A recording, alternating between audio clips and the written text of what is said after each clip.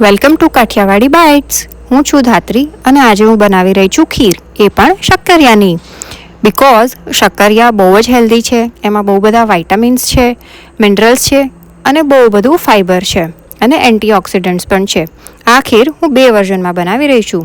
એક છે વીગન, નો શુગર, અને બીજી છે regular with milk and sugar. તો આ ખીર બનાવવા માટે શક્કરિયા જોઈશે. શક્કરિયાને સૌથી પહેલાં બાફવાના છે. અહીંયા મેં 400 ગ્રામ જેટલા શક્કરિયા લીધેલા છે. શક્કરિયા ડૂબે એટલું પાણી કુકરમાં એડ કરવાનું છે.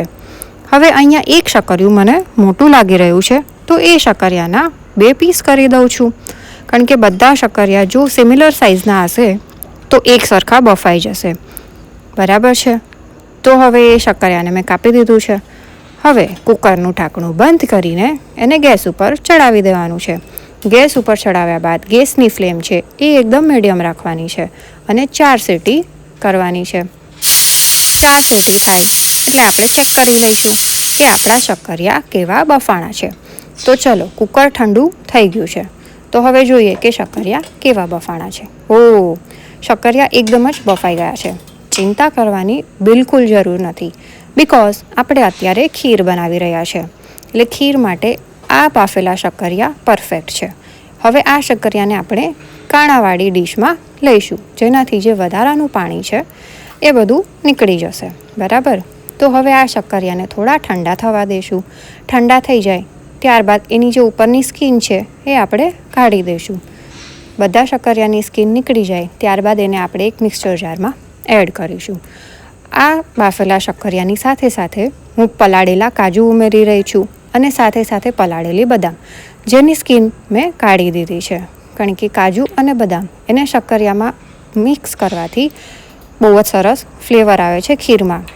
તો હવે આમાં જરૂર મુજબનું પાણી એડ કરવાનું છે અને પાણી એડ કર્યા બાદ આપણે પ્યુરી બનાવવાની છે. તો પ્યુરીની કન્સિસ્ટન્સી જોઈ લો. બસ આપણને આ રીતની કન્સિસ્ટન્સી જોઈએ, બહુ થીક પણ નહીં અને બહુ રની પણ નહીં.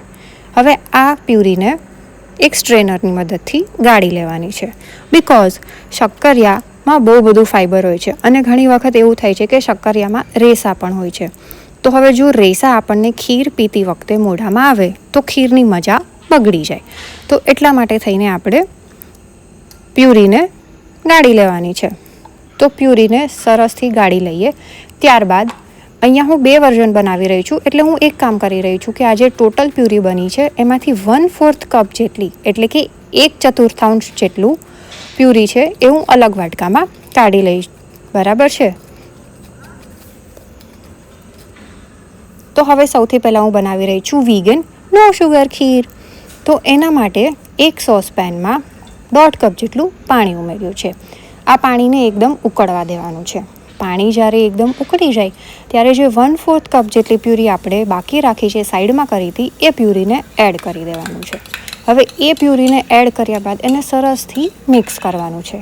મિક્સ તો કરી લીધું, પણ હવે એક ધ્યાન રાખવાનું છે કે આ પ્યુરીમાં આપણે કાજુ એડ કરેલા છે. તો તે કાજુની ફિતરત એવી છે કે બહુ જ જલ્દીથી નીચે બેસી જાય છે અને ચોંટી જાય છે. એટલે આપણે આ મિક્સચરને કન્ટિન્યુઅસ હલાવતા રહેવું પડશે. તો થોડી વારે એને હલાવતા રહેશું. હવે એની અંદર 1 ચમચી જેટલું છીણેલું કોપરું, એટલે કે નાળિયેરનું છીણ ઉમેરી રહી છું. નાળિયેરનું છીણ ઉમેરીને એને સરસથી મિક્સ કરીને એમાં 1.5 ચમચી જેટલો ગોળ ઉમેરું છું. ગોળને ઉમેર્યા બાદ હવે આપણે બહુ જ સરસથી એને મિક્સ કરી દેવાનો છે. જો તમારી પાસે જેગરી પાવડર મતલબ ગોળનો પાવડર અવેલેબલ હોય તો તમે એ પણ યુઝ કરી શકો છો. તો એ બહુ જ જલ્દીથી મિક્સ થઈ જશે. હવે એમાં કેસર અને કેસરનું પાણી જે મેં પલાળેલું હતું 2 કલાક માટે એ ઉમેરું છું. ચપટી જેટલી એલચી ઉમેરી છે. કેસર અને એલચીથી આ ખીરમાં એટલો સરસ ફ્લેવર આવશે કે બસ.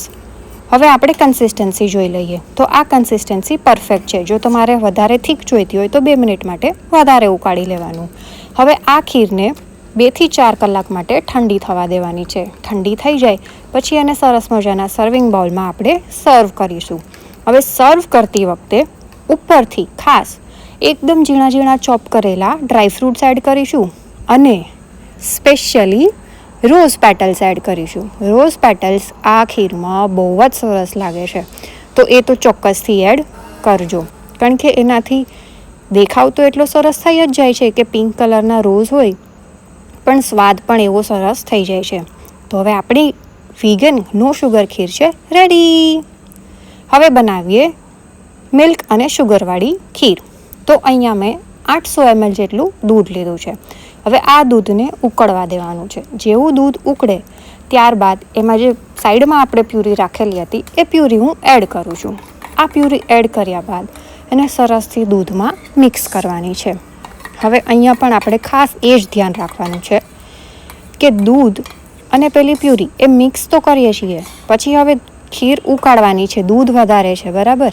તો હવે આમાં ચોંટી જવું જોઈએ નહીં, એટલે કન્ટિન્યુઅસ આપણે હલાવતા રહીશું. હવે આની અંદર 2 ચમચી જેટલું નાળિયેરનું છીણ ઉમેરું છું. નાળિયેરનું છીણ અત્યારે ઉમેરવાનું છે, લાસ્ટમાં એલચીની જેમ નહીં, બિકોઝ અત્યારે ઉમેરી દઈશું તો એ થોડું સોફ્ટ થઈ જશે, તો ખીરમાં બહુ જ મજા આવશે. અને નાળિયેરનું છીણ અને શક્કરિયાની ખીર એ કોમ્બિનેશન બહુ જ સરસ છે, એટલે નાળિયેરનું છીણ તો અચૂક જ એડ કરવું. હવે નાળિયેરનું છીણ એડ કરી દીધું છે, ત્યારબાદ એમાં 2 ચમચી જેટલી ખાંડ ઉમેરું છું. ખાંડ ઉમેરીને સરસથી આપણે મિક્સ કરી દેવાનું છે અને ખાંડનું પાણી બાળી દેવાનું છે. હવે એની અંદર કેસર અને કેસરનું પાણી એ ઉમેરું છું. હવે કેસરના 2 તાંતણા રહી જાય વાટકીમાં, એ તો કેમ ચાલે? તો હવે તપેલીમાં રહેલી ખીર હું એડ કરીને વાટકીમાં જે 2 તાંતણા રહી ગયા છે એ ખીરમાં લઈ લઉં છું. હવે કેસરની ફ્લેવર તો એવી સરસ આવી જોઈએ ને, તો હવે એને સરસથી મિક્સ કરી દઈશ. મિક્સ કર્યા બાદ હવે હું એમાં ચપટી એલચી પાવડર એ એડ કરીશ, કારણ કે કેસર અને એલચી એ તો ખીરમાં જોઈએ જ જોઈએ.